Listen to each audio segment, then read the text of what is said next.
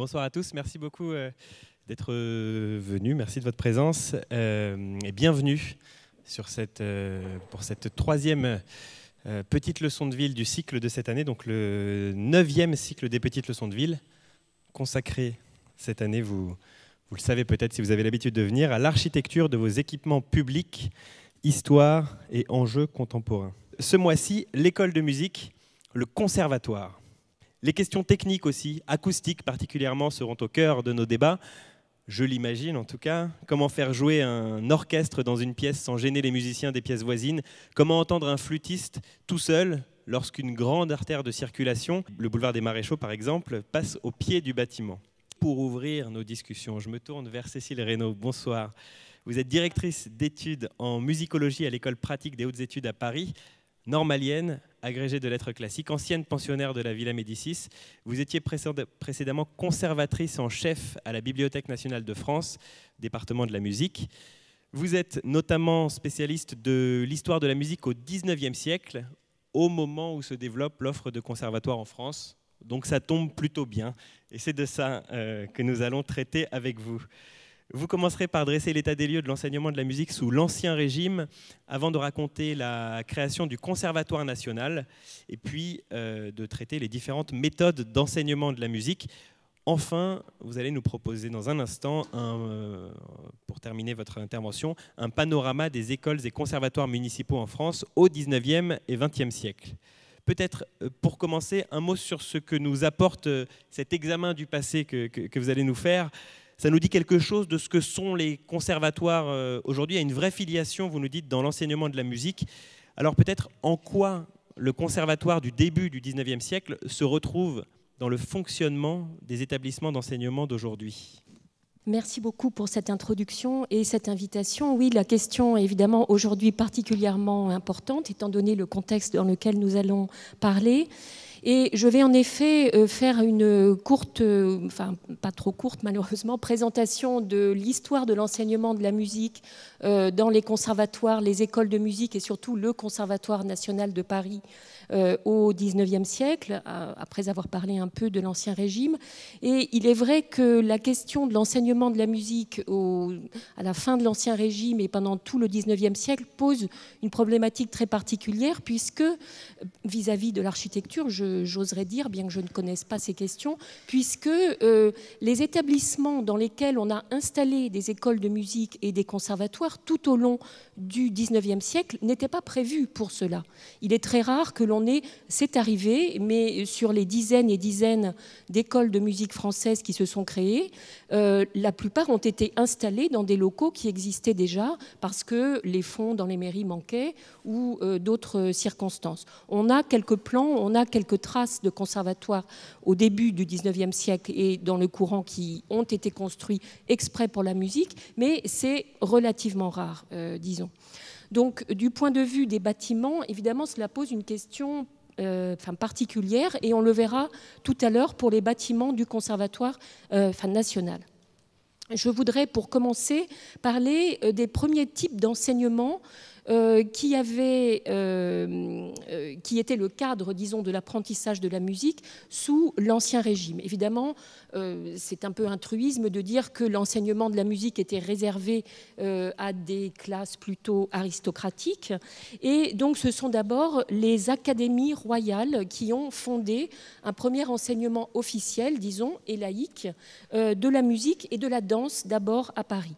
Donc il y a eu d'abord la fondation en 1661 de l'Académie royale de danse à l'initiative de Louis XIV, qui était donc un acte majeur pour la fondation de l'art chorégraphique en France et qui était sans équivalent dans d'autres pays.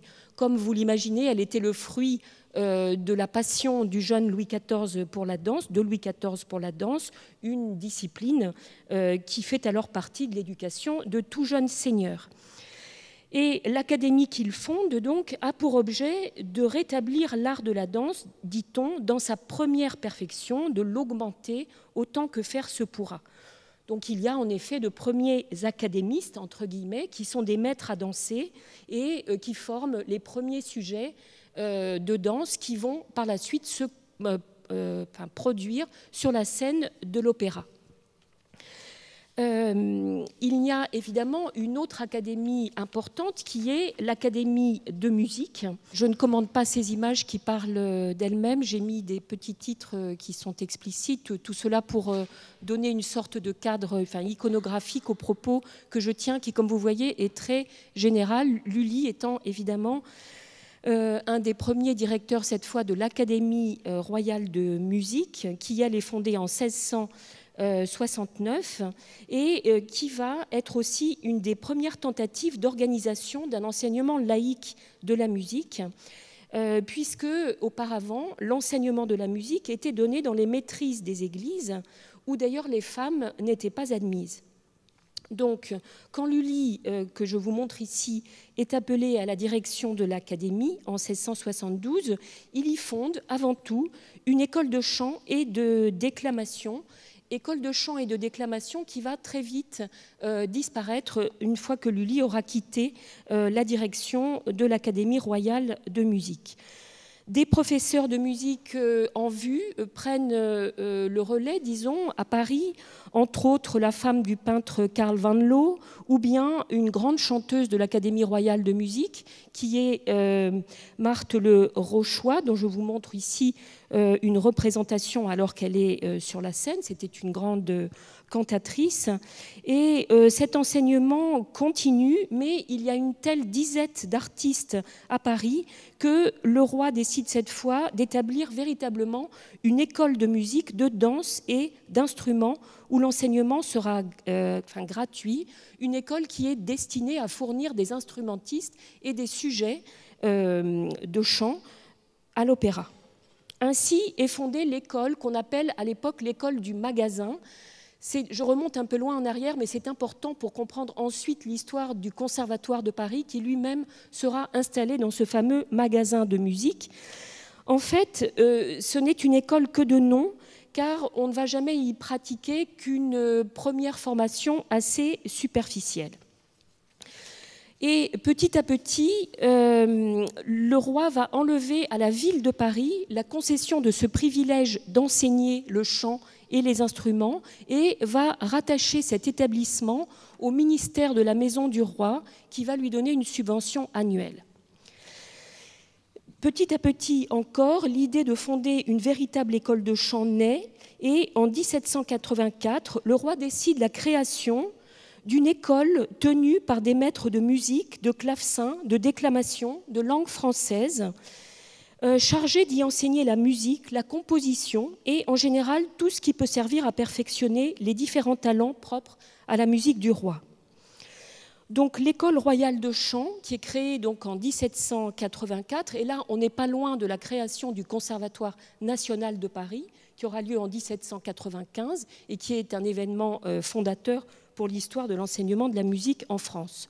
Cette école va s'installer donc dans cet hôtel des Menus Plaisirs qui était un entrepôt pour le matériel des cérémonies et des divertissements de la cour de France.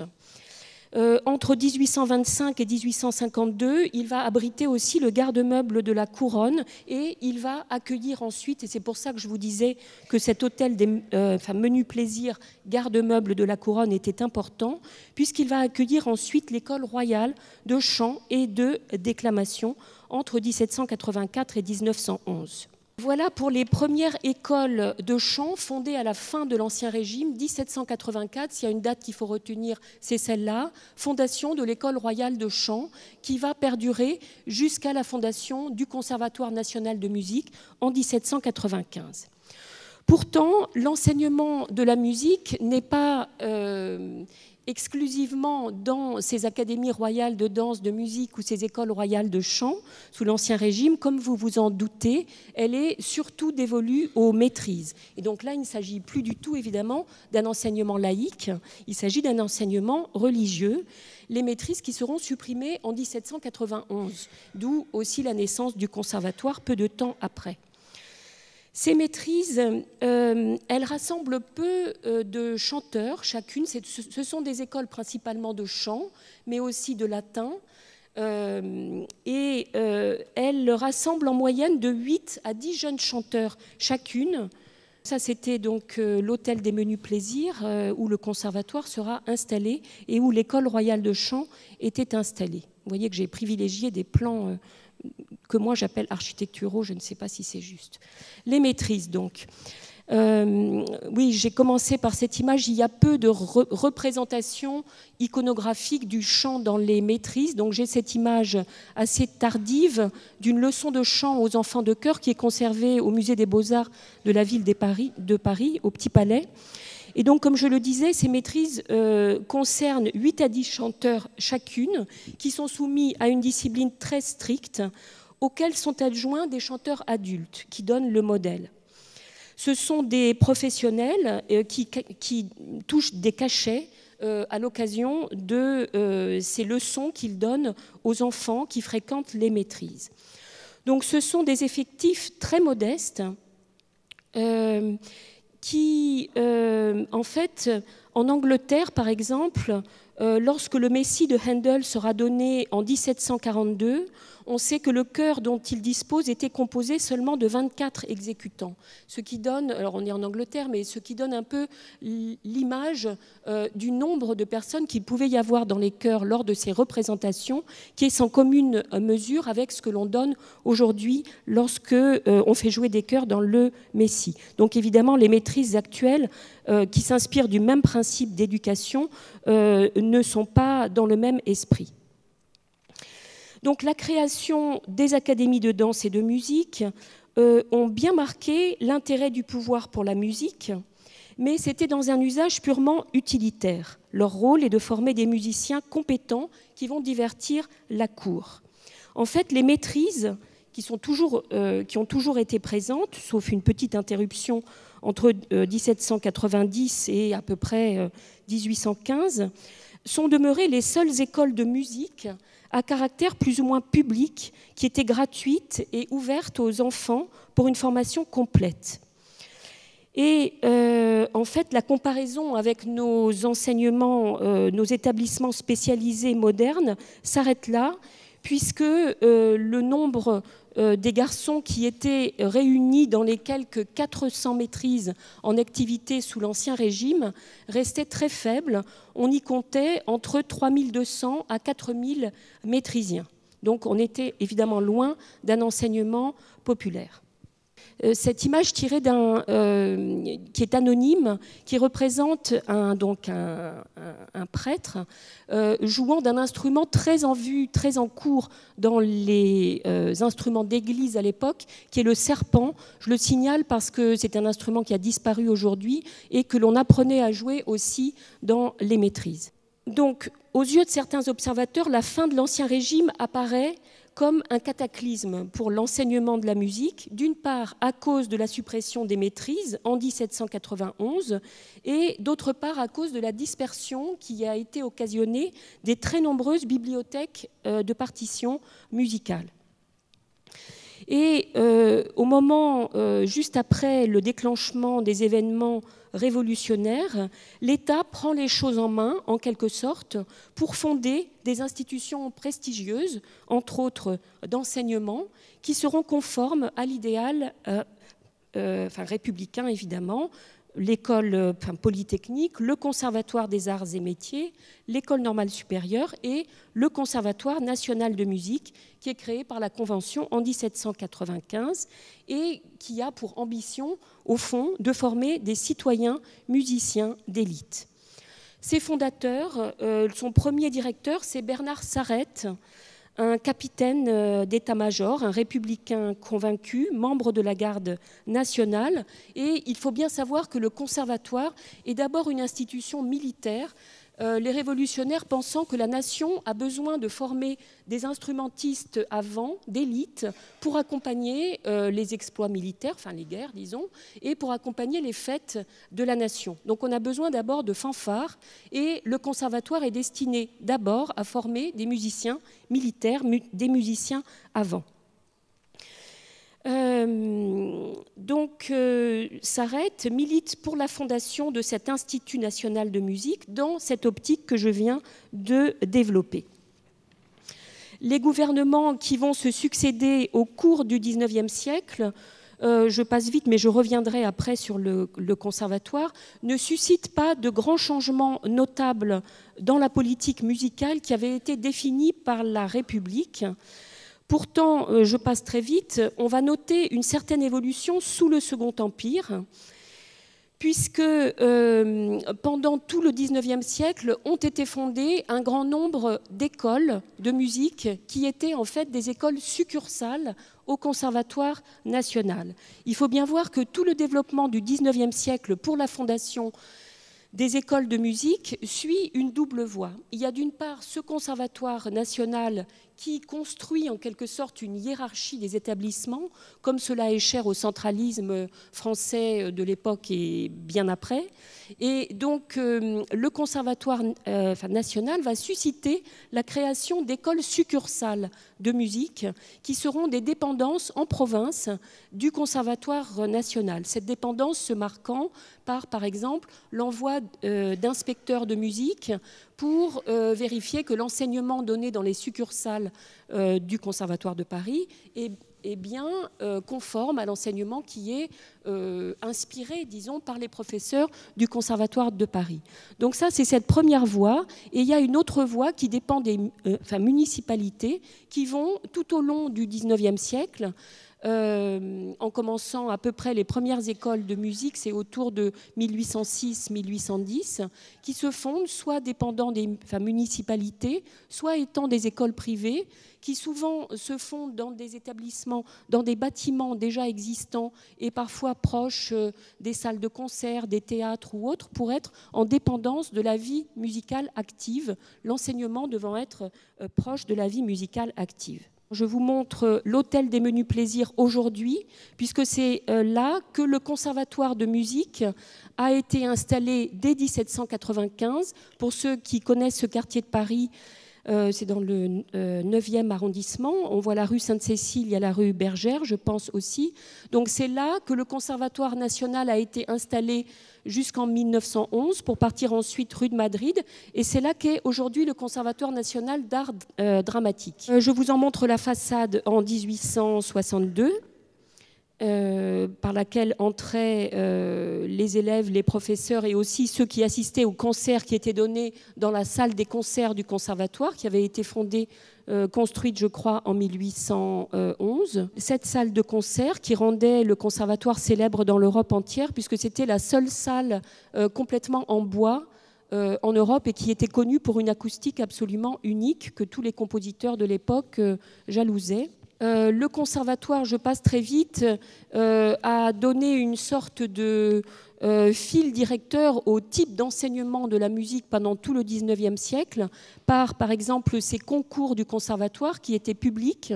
Là, on voit, par exemple, si vous voyez un peu au fond, on voit dans le jury, il y a Fauré, qui était le directeur, Gabriel Fauré, qui était le directeur du conservatoire à l'époque et qui préside ce jury d'un concours de piano. Image d'Épinal presque, qui parcourt toute l'histoire de l'enseignement de la musique au conservatoire national, mais aussi dans toutes les écoles qui suivaient ces prérogatives. Concours dont on avait beaucoup d'écho, par exemple, dans la presse. Et puis, qui dit presse dit aussi caricature, et c'est pourquoi je voulais montrer cette caricature où dans les concours publics, où le jury et le public, disons pour être très sérieux, se lassent d'entendre pour la 30e fois le même air. Et donc ces fameuses méthodes du conservatoire qui étaient... donc le Conservatoire de Paris a, dès 1795, commencé à éditer tout un recueil d'ouvrages pédagogiques qui était destiné à normaliser son enseignement auprès de toutes les écoles de musique qui voudraient bien se fonder sur le territoire. Et autant dire que l'enseignement dans le conservatoire même de Paris devait obligatoirement s'appuyer sur... Il y a eu 14 méthodes entre 1795 et 1815 qui sont parues. Les cours devaient s'appuyer sur ces méthodes et les succursales, c'est pour ça que c'est également intéressant pour le maillage des écoles au travers du territoire français, les écoles de musique devaient s'appuyer aussi sur ces 15 méthodes que le Conservatoire de Paris avait édictées. Je fais un tour un peu des méthodes d'enseignement maintenant. Alors, parce que le contenu de l'enseignement, évidemment, est aussi et ce qui motive la volonté de construire une école dans une certaine forme. Comme le disait très bien notre introducteur, notre animateur, l'enseignement de la musique ne se fait pas comme un enseignement, disons, dans une salle de classe. Et donc, quand des architectes ont dû penser à la façon de concevoir les salles de concert, les conservatoires, les salles les unes par rapport aux autres, ils ont dû penser au type d'enseignement que l'on donnait dans ces conservatoires. Or, cet enseignement est très varié. Il peut s'agir d'un enseignement individuel, et souvent au Conservatoire national de Paris, cet enseignement était individuel, de professeur à élève, le professeur et l'élève au piano. Peut-être y avait-il un public d'autres élèves derrière, mais l'enseignement essentiel se passait de la parole du professeur au jeu de l'élève. Mais l'époque a aussi conçu bien d'autres types d'enseignements. Vous savez que le XIXe siècle est un siècle d'idéaux, de croyances au progrès, qui pensaient qu'avant tout l'enseignement était une de ses bases pour provoquer ce progrès, y compris dans la musique. Et il y a eu des théories de l'enseignement qui sont extrêmement bien résumées dans un grand dictionnaire très ancien maintenant, le dictionnaire pédagogique de Ferdinand Buisson, qui est en ligne, qui date de 1920 peut-être, et qui résume vraiment très bien, avec une vision de l'époque, ce qu'ont pu être ces enseignements simultanés, mutuels, individuels.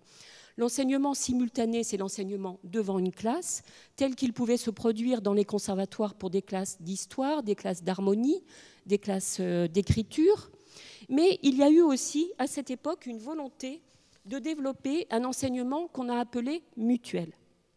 Donc, de quoi est-ce qu'il s'agissait ? Il s'agissait de, je crois que j'ai aussi des images, voilà, d'enseignement mutuel et populaire. Il s'agissait en fait non plus dans un mode individuel d'enseignement, il s'agissait de se situer dans un enseignement où le maître répercuterait sa parole vers des élèves déjà formés qui eux-mêmes répercuteraient la parole du maître vers des groupes.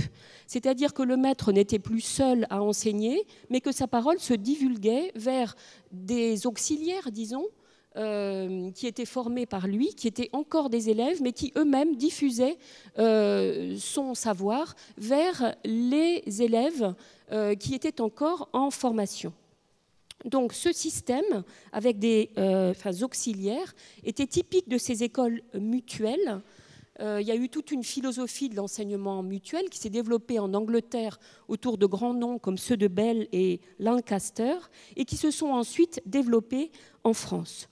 Ce système donc fournissait aux instituteurs le moyen de multiplier leur direction personnelle en ayant des co-adjuteurs dans ses meilleurs élèves. On comprend à quoi cela devait remédier, mais on se demande un peu comment cela a pu avoir des conséquences pour la musique. Donc là, vous le voyez ici, on avait par exemple aussi cette méthode qui n'a pas duré du tout longtemps parce qu'elle ne fonctionnait pas, avait aussi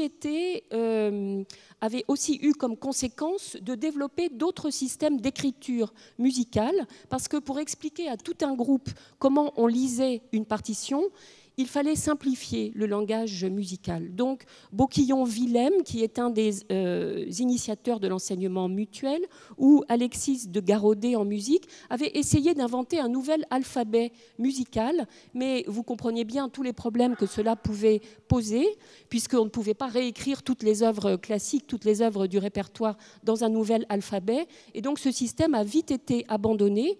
Il était destiné aux écoles. Il a été un moment introduit dans certains conservatoires en province.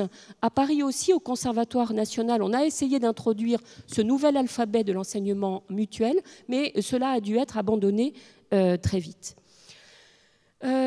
Cet enseignement mutuel a débouché en revanche sur une pratique qui était celle de l'orphéon, qui est une pratique d'enseignement de la musique à l'époque, le mouvement orphéonique qui lui du coup a été fondé par Guillaume-Louis Boquillon, qui était appelé Willem dans tous les cercles musicaux de l'époque, qui était l'un des promoteurs du chant de l'enseignement du chant dans les écoles primaires françaises, et le lien au conservatoire est dans le fait qu'il a fondé ce mouvement orphéonique, qui était un mouvement qui devait mettre en action, disons, des énormes groupes de chorales, et qui devait donc permettre de sillonner dans toute la France en donnant des concerts par ces immenses groupes musicaux. Quel rapport avec les conservatoires? C'est que là, il s'agit non plus de donner un enseignement professionnalisant, qui est celui du Conservatoire de Paris, ni un enseignement vraiment de grands amateurs, qui est celui des conservatoires municipaux, des écoles de musique à Paris et en province. Il s'agit d'ouvrir à la musique les classes ouvrières, qui étaient les premiers destinataires de cet enseignement orphéonique, qui a eu un grand succès et dont je vous montrais par exemple ici le projet d'Orphéon municipal pour la place du Château d'Eau. Et puis, juste pour vous citer, que Charles Gounod a été l'un des directeurs de l'Orphéon parisien. Et donc, les liens entre la musique savante du conservatoire et le mouvement orphéonique étaient très grands, puisque souvent, les grands ensembles de chorales du mouvement orphéonique sont intervenus dans des concerts de musique dite savante et dans les conservatoires. Autre affiche des concours d'Orphéon, qui pouvaient avoir lieu dans les grands cirques parisiens, où avaient lieu aussi des grands concerts de musique savante. Je voulais m'appuyer maintenant sur quelques exemples qui montraient comment les conservatoires, je n'ai pas énormément d'exemples de conservatoires qui aient réfléchi sur leur structure.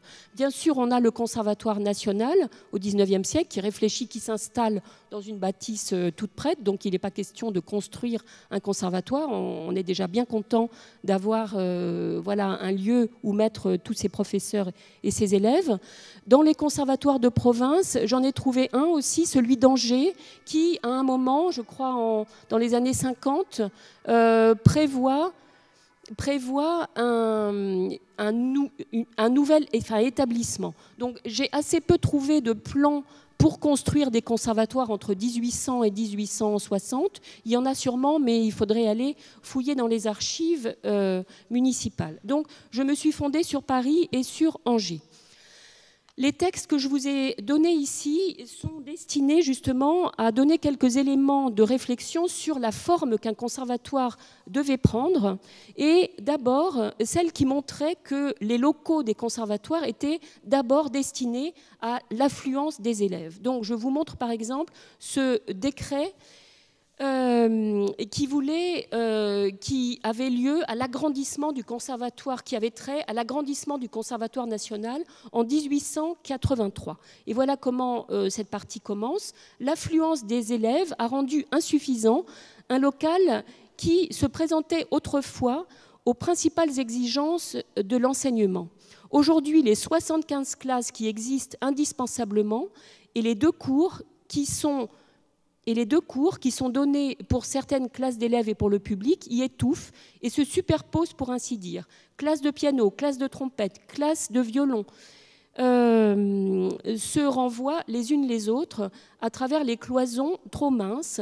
Les accords de leurs instruments résonnent, et là on rejoint ce que vous disiez au départ, dans des sortes de cabinets qu'on décore de noms de salles, si bien qu'une cacophonie générale règne en permanence dans une enceinte consacrée à l'harmonie. Donc premier problème, la proximité trop grande et la finesse trop grande, je suppose aussi, des cloisons, et la proximité trop grande des salles. Une fois que toutes ces écoles existaient, il faut bien voir qu'au début du XXe siècle, donc, on se trouvait face à ce foisonnement d'écoles et de conservatoires. Et il faut bien voir qu'au fond, le mot de conservatoire n'a pas du tout toujours été employé. Ce qui a été employé la plupart du temps, c'est le terme de école de musique. Et le terme de conservatoire, en fait, vient de l'italien conservatorio. C'était en effet des institutions dans lesquelles les orphelins étaient gardés, et conservar et gardés. Et ces orphelins étaient souvent dans les maisons d'enfants d'enfants en Italie, à Naples en particulier, destinés à apprendre la musique. Donc de grands chanteurs napolitains à la fin du XVIIIe siècle et même avant ont été formés dans ces conservatori italiens, ces conservatoires italiens. Le mot de conservatoire a ensuite été adopté en France pour bien des types d'institutions, mais en particulier pour les conservatoires de musique. Donc d'où l'appellation conservatoire de musique pour le conservatoire national, mais également pour ensuite les conservatoires qui se sont fondés, comme je le montrais tout à l'heure, dans la province en France. Donc, cet état va perdurer un certain temps, mais dans les années 60, comme vous savez, il va y avoir, on le sait bien, la création d'un ministère des Affaires culturelles qui va aussi susciter une grande réorganisation de toute l'organisation musicale de l'enseignement en France. Et le grand nom pour cette réorganisation, c'est le nom de Marcel Landowski, qui va établir un plan pour essayer de restructurer la vie musicale et en particulier l'enseignement en France. Donc c'est un plan qui a été adopté en 1969 et qui est un plan d'aménagement musical du territoire national qui était organisé sur 10 ans, dont au début des années 80, on voit bien que tous les objectifs n'ont pas été atteints, mais qui a permis de réorganiser l'enseignement dans une sorte de hiérarchie des conservatoires bien donnée. Donc aujourd'hui, ça n'est plus exactement cette hiérarchie-là qui était donnée, mais à l'époque, dans les années 80, on parlait encore de conservatoire national de région, d'école nationale de musique, et d'écoles de musique qui étaient agréées, d'écoles municipales de musique agréées. Ce vocabulaire a changé ensuite à la fin, au cours des années 90 et 2000, pour devenir en fait les conservatoires. Je donne la nomenclature des conservatoires aujourd'hui. Donc pour devenir les conservatoires nationaux, donc il y en a deux depuis que Landowski a voulu que les conservatoires supérieurs de musique et nationaux, il y en ait un aussi à Lyon. Donc il y a les conservatoires nationaux. Ensuite, les conservatoires à rayonnement régional, les conservatoires à rayonnement départemental et les conservatoires à rayonnement communal et intercommunal. Donc c'est la nouvelle hiérarchie qui a remplacé ces établissements que je vous montrais tout à l'heure, puis cette hiérarchie un peu moins fine qui avait été donnée après l'ère Landowski.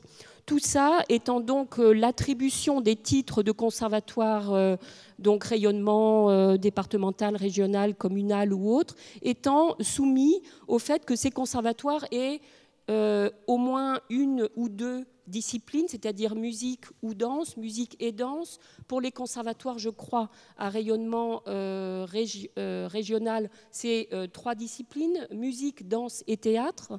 Et ensuite, cela est soumis aussi au nombre d'étudiants, au nombre de classes et de disciplines enseignées et au niveau qui est demandé. J'avais brièvement indiqué le plan de 10 ans de l'organisation des structures musicales françaises, donc, que je viens de résumer.